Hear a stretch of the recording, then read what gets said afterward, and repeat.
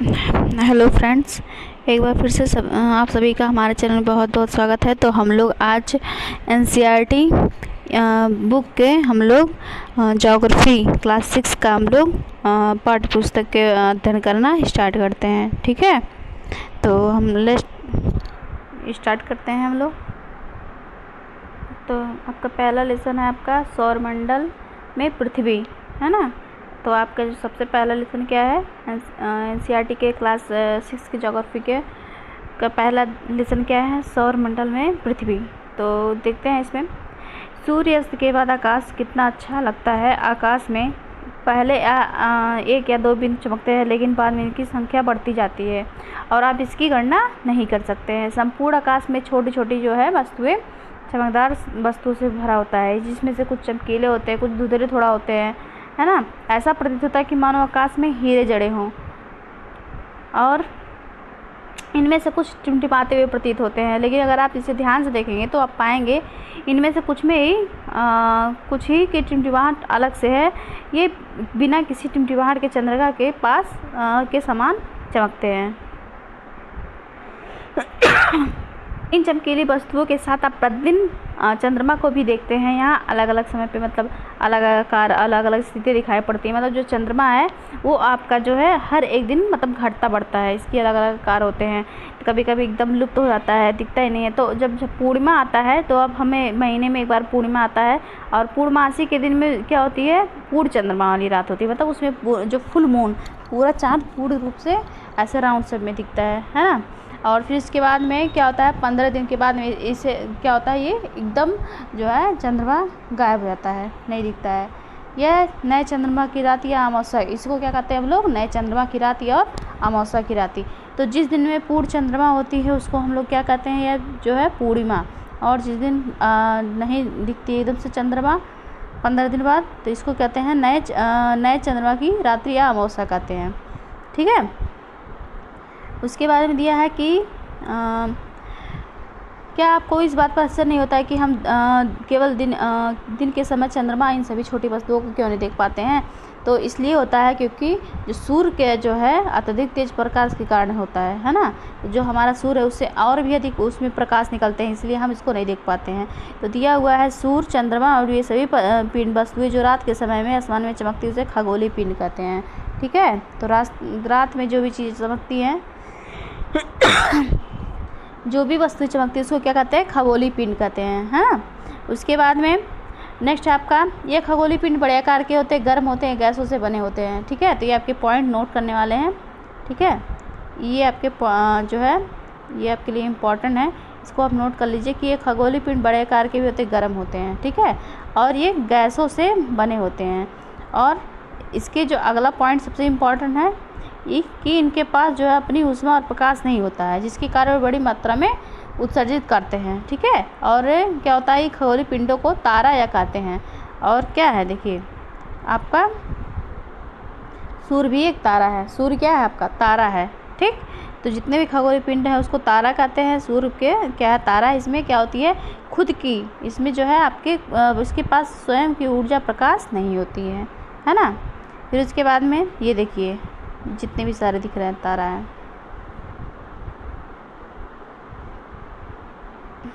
फिर नेक्स्ट है आपका, रात के समय में चमकते हुए अनगिनत तारे सूर्य के समान ही हैं, लेकिन इसमें से बहुत अधिक दूर होने के कारण इसमें ऊष्मा हमें महसूस नहीं पड़ते हैं। ठीक है, तो क्या होता है, रात में बहुत सारे जो है तारे हैं, तो ये क्यों हम लोग को प्रकाश नहीं दिखता है, क्योंकि ये हमसे बहुत दूरी पे हैं। और मतलब हम देखते हैं कि कुछ दूरी पर देखने वस्तु क्या होता है, छोटी दिखाई देती है। जैसे हम अभी हवाई जहाज़ उड़ रहा हो तो वो हमें क्या दिखाएगा, एकदम छोटा सा इसे डॉट के रूप में दिखाई देता है ना। तो ये सब चीज़ें होती हैं। फिर उसके बाद में आपका दिया है इम्पॉर्टेंट इसमें है, देखिए रात में क्या होता है, आसमान को जब हम देखते हैं तो विभिन्न प्रकार की आकृति दिखाती है। ठीक है, तो ये जो आकृति बनती है इसको क्या कहते हैं हम लोग, नक्षत्र मंडल करते हैं। और ये अर्सा मेयर या बिग मेयर इस प्रकार के नक्षत्र मंडल हैं। ठीक है, उनका नाम दिया गया है अर्सा मेयर या बिग मेयर। ये बहुत आसानी से पहचान में आते हैं। ठीक है, पहचान में आ जाने वाला नक्षत्र मंडल है। स्मॉल मेयर को क्या कहते हैं, सप्तऋषि भी कहते हैं। क्या कहते हैं, सप्तऋषि, है ना, सप्तऋषि। ठीक है। और ये सात तारों का समूह होता है, इसलिए इसको सप्तऋषि कहा गया है। और जो कि एक बड़े नक्षत्र मंडल जो अर्सा मेजल का भाग है, किसका है? अर्सा का ही जो बिग बियर है उसी का ये पार्ट है ना। और दिया अपने पास पड़ोस की किसी भी, अगर जो आप जब मान लीजिए अपने पास पड़ोस के व्यक्ति से कहेंगे तो आपको आकाश में मतलब और अधिक तारे और नक्षत्र दिखाएं तो दिखाएंगे, है ना। प्राचीन के समय में लोग क्या करते थे, लोग रात की जो दिशा की निर्धारण इसी तारों की सहायता से करते थे, है ना।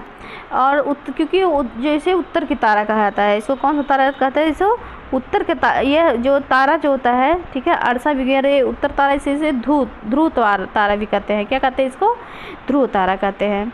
और यह हम हमेशा क्या होता है, आसमान में एक जगह स्थिर होता है। और हम क्या होता है, सप्तऋषि की सहायता से ध्रुव तारे की स्थिति को भी हम लोग जान सकते हैं, ठीक है। और ये जो सप्तऋषि मंडल जो होते हैं, ये संकेत करते हैं तारों को आपस में मिलने के काल्पनिक रेखा खींचे तो क्या होगा, उससे वे ध्रुव तारे की ओर इंगित करेंगे। किसकी तरह करेंगे? इंगित करेंगे। देखिए अभी दिखा रहा है आपको इससे रिलेटेड फिगर भी, देखिए ये आपका है, ये संकेतक तारे हैं और ये आप किसके ओर इंगित कर रहा है? ये ध्रुव तारे की ओर। देखिए ये आपके संकेतक तारे हैं, 7 तारों का समूह है और ये किसकी ओर है? ये आपके ध्रुव तारा की तरफ है ना। तो ये आपका इम्पोर्टेंट फैक्ट है। और दिया है कि कुछ खगोलीय पिंड, ठीक है, उसमें क्या होता है, अपना प्रकाश और ऊर्जा उष्मा नहीं होती है। और ये क्या होते हैं? आकाश में आकाश तारों से प्रकाशित होते हैं, ठीक है। ऐसे को हम लोग ग्रह कहते हैं, जिसके पास उष्मा नहीं होती है, खुद की स्वयं की ऊर्जा नहीं होती है, उसको हम लोग क्या कहते हैं? पिंड कहते हैं। जिसके पास खुद की प्रकाश और ऊर्जा होती है वो तो अपने तारे कहलाते हैं, है ना। आपने पढ़ा है पहले। उसके बाद यह है, ये जो है प्लैनेट जो है, इसे अंग्रेजी में प्लैनेट कहते हैं। और प्लैनेटाई इसका जो है शब्द से बना है, इसका अर्थ भी होता है परिभ्रमक, मतलब जो चारों ओर घूमने वाले। क्या होता है इसका अर्थ? परिभ्रमक और चारों ओर घूमने वाले, ठीक है। अब हम लोग जिस पृथ्वी पे रहते हैं, है ना, जिस पृथ्वी पे रहते हैं वहाँ पे भी क्या होता है, जिस पृथ्वी पे रहते हैं हम लोग, तो वो भी क्या है? एक ग्रह है, ठीक है। और ये क्या होता है, इसका अपना संपूर्ण जो उसमें जो प्रकाश सूर्य से प्राप्त करता है। और जो है पृथ्वी जो है सबसे नज़दीकी तारा है ना।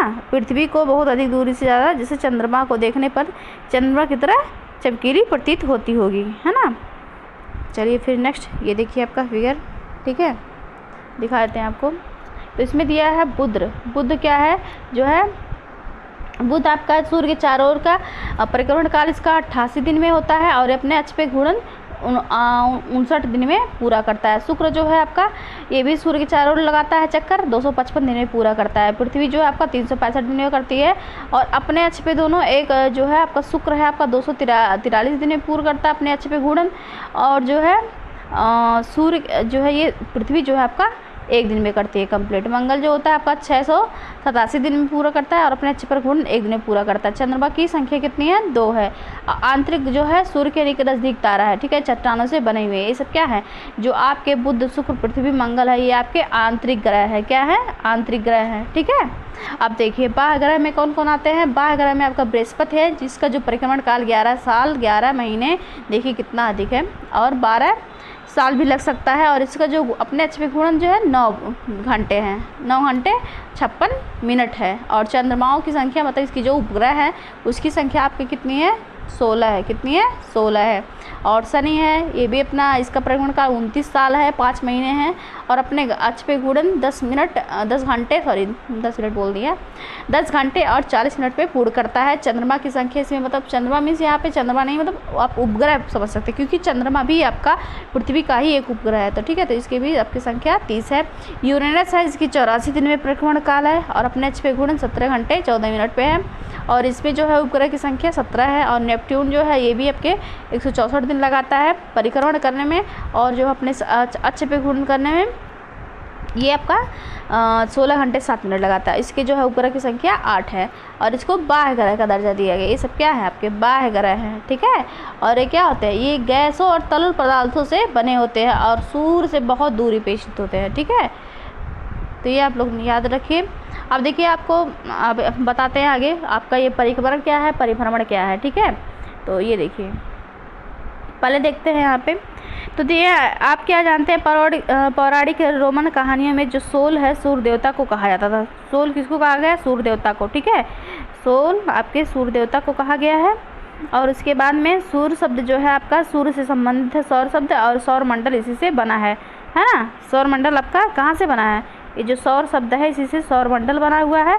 इसका उपयोग करते हुए और शब्द भी मतलब आप लिख सकते हैं, ये तो आपके काम का नहीं है फिलहाल, लेकिन ये जानना जरूरी है आपका सौर मंडल कौन से भाषा से लिया गया है शब्द है, किसका अर्थ क्या होता है।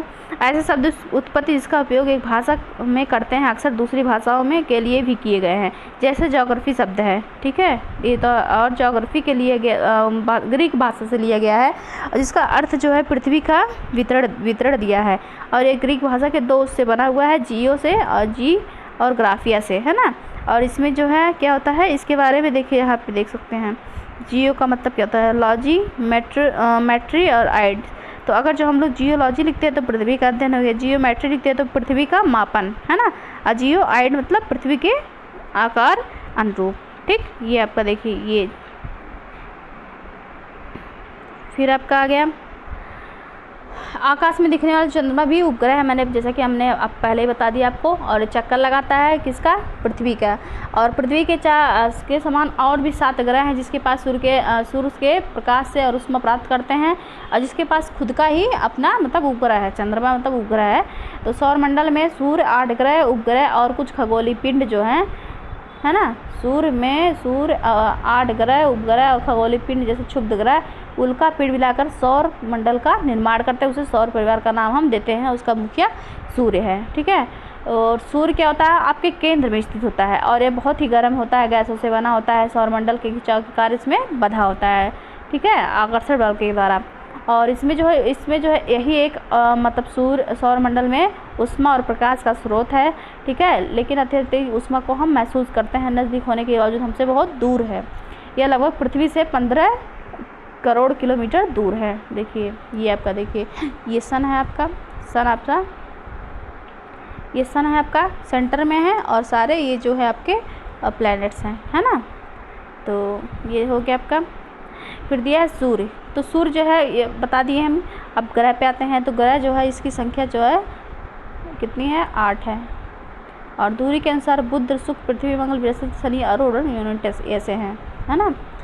उसके बाद में सौरमंडल में जो 8 है ये निश्चित पथ पर सूर्य के चारों ओर चक्कर लगाते हैं, और इन कौन से रास्ते पे लगाते हैं, दीर्घवृत्ताकार, ये याद रखिए, जिसको हम लोग कक्षा कहते हैं। और बुध सबसे नज़दीक का तारा है जो पृथ्वी के चारों ओर चक्कर लगाने सिर्फ 88 दिन लगाता है। और सूर्य को पृथ्वी की जुड़वा ग्रह भी माना जाता है, ठीक है। पृथ्वी के आकार के होने के कारण इसको आकृति लगभग भी समान है, इसलिए इसको जुड़वा ग्रह माना जाता है। अब तक प्लूटो को एक ग्रह माना था, जिसे अंतर्राष्ट्रीय खगोलीय संगठन ने क्या किया, 2006 में इसको हटा दिया, ठीक है। और ये क्यों हुआ, क्योंकि ये जो है ग्रहों के जो चाल हैं, खगोलीय चाल है सबका जो है, ये नियमों का पालन नहीं करता है, इसलिए इसको क्या किया गया, हटा दिया। कुछ समय पहले खोजे गए अन्य पिंड भी थे, इसको क्या कहा गया है, प्लूटो, ठीक है। इसको बौने ग्रह के रूप में आता है। प्लूटो को किस ग्रह के रूप में जानते हैं, बौने ग्रह के रूप में, ठीक।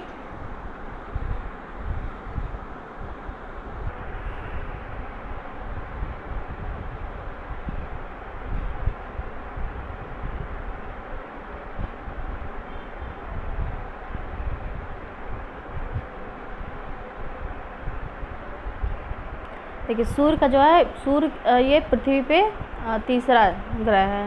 कितना ग्रह है आपका, तीसरा ग्रह है, ठीक है।